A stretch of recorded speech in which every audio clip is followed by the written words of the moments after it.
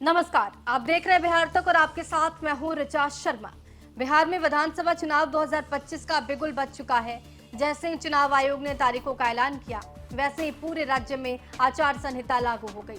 अब न सिर्फ राजनीतिक दलों की रफ्तार थोड़ी सीमित हो गई, बल्कि प्रशासनिक ढांचे में भी बड़ा बदलाव आ गया।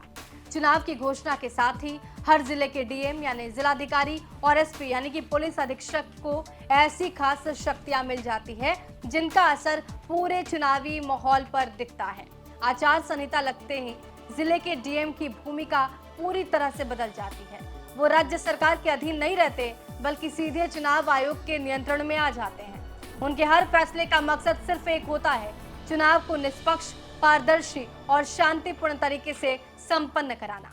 डीएम अब जिले के मुख्य निर्वाचन अधिकारी की भूमिका निभाते हैं। उन्हें यह अधिकार होता है कि वो किसी भी सरकारी अधिकारी या कर्मचारी को चुनावी ड्यूटी पर लगा सकते हैं, यानी कोई भी विभाग, चाहे शिक्षा विभाग हो, स्वास्थ्य विभाग हो या लोक निर्माण, सब चुनावी काम में लगाया जा सकता है। इतना ही नहीं, यदि किसी अधिकारी पर किसी राजनीतिक दल के पक्ष में काम करने का आरोप लगता है तो डीएम को ये पावर मिलती है कि वो उसकी ड्यूटी बदलने या फिर ट्रांसफर की अनुशंसा सीधे चुनाव आयोग को कर सकता है। डीएम के आदेश पर ही जिले में सभी तरह की चुनावी गतिविधियों पर नजर रखी जाती है।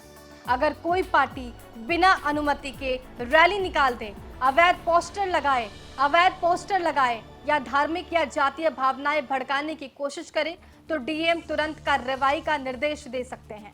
कई बार तो ऐसा होता है कि डीएम खुद रात में शहर के चौराहों पर जाकर जांच करते हैं कि कहीं आचार संहिता का उल्लंघन तो नहीं हो रहा। ये वही समय होता है जब एक प्रशासनिक अधिकारी का हर कदम लोगों की नजर में होता है। उसकी निष्पक्षता ही लोकतंत्र की सबसे बड़ी ताकत बन जाती है। अब बात करते हैं एसपी की, यानी जिले के सबसे बड़े पुलिस अधिकारी की। चुनाव के दौरान एसपी की जिम्मेदारी पहले से कहीं ज्यादा बढ़ जाती है। अब उनका एक ही लक्ष्य होता है, कानून व्यवस्था बनाए रखना और वोटिंग के माहौल को शांतिपूर्ण रखना।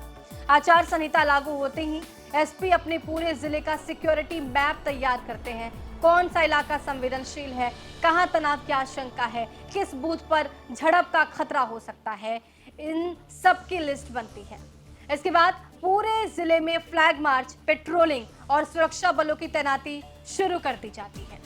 एसपी को यह अधिकार होता है कि वो किसी भी इलाके में धारा 144 लागू कर दे ताकि कोई अनाधिकृत सभा या फिर जुलूस ना निकाल सके।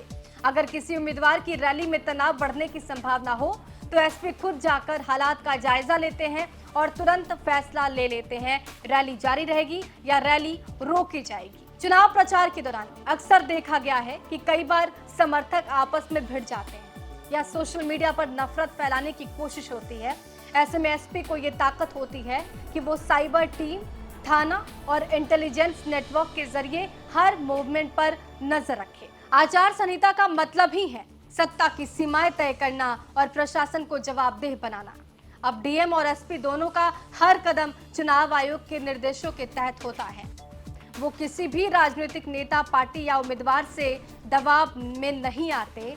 कई बार ये भी होता है कि किसी जिले में बड़े नेताओं की रैली होती है, उस दौरान डीएम एसपी को लाखों की भीड़ संभालनी होती है, सुरक्षा देनी होती है और ये सुनिश्चित करना होता है कि सरकारी संसाधनों का दुरुपयोग ना हो। यानी उसके लिए ये सिर्फ एक प्रशासनिक जिम्मेदारी नहीं है, बल्कि लोकतंत्र की साख बचाने का काम बन जाता है। डीएम और एसपी का ये चुनावी रूप क्यों जरूरी है, ये भी समझ लीजिए। आचार संहिता लागू होने के बाद आम जनता को भरोसा इन्हीं दो अफसरों पर होता है। डीएम ये सुनिश्चित करते हैं कि सरकारी मशीनरी किसी राजनीतिक पार्टी की मदद ना करे और एसपी ये देखते हैं कि किसी भी मतदाता को हराया या खरीदा ना जा सके। ये वही वक्त होता है जब एक जिले का प्रशासन राजनीति से ऊपर उठकर लोकतंत्र की रक्षा करता है और यही वजह है कि जब भी चुनाव की घोषणा होती है तो सबसे ज्यादा जिम्मेदारी और दबाव इन दोनों अफसरों के कंधे पर होता है।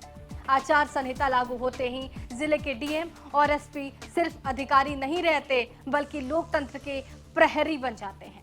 उनकी कलम और उनका आदेश ये तय करता है कि चुनाव का मैदान कितना साफ सुथरा रहेगा, क्योंकि निष्पक्ष चुनाव सिर्फ वोटिंग मशीनों से नहीं बल्कि सच्चे प्रशासनिक इरादों से होती है और वही इरादे डीएम और एसपी के हाथों से साकार होते हैं।